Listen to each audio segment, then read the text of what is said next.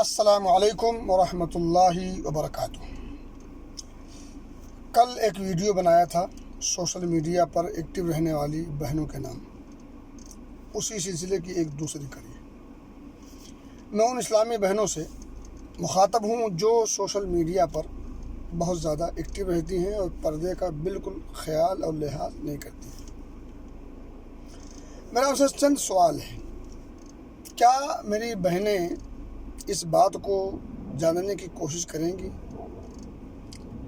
کہ مردوں کی پہلی صف کی فضیلت ہے اور اس کو افضل اور خیر والی صف کہا گیا ہے، جبکہ عورتوں کی صف کو شر والی صف کہا گیا ہے؟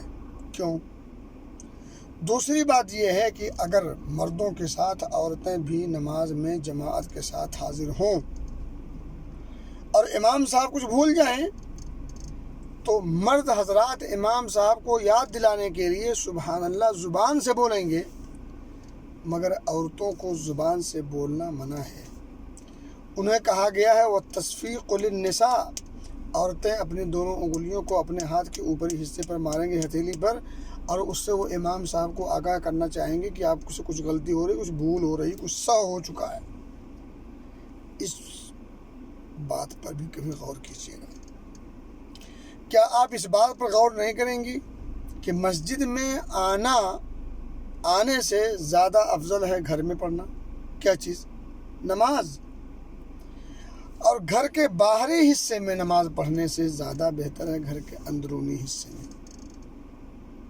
بلکہ جتنا زیادہ اندر ہوگا اتنا زیادہ افضل اور بہتر ہوگا۔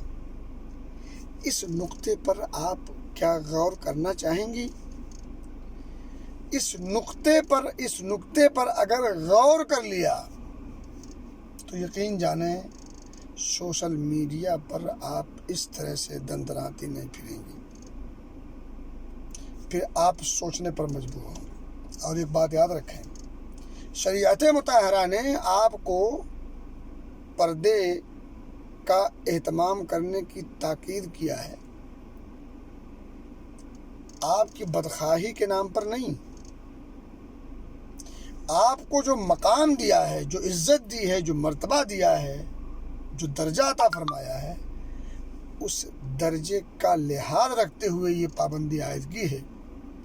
عزت ایک انمول تحفہ ہے، اور اس انمول تحفے پر آنچ تک نہ آئے پردے کا حکم کرے۔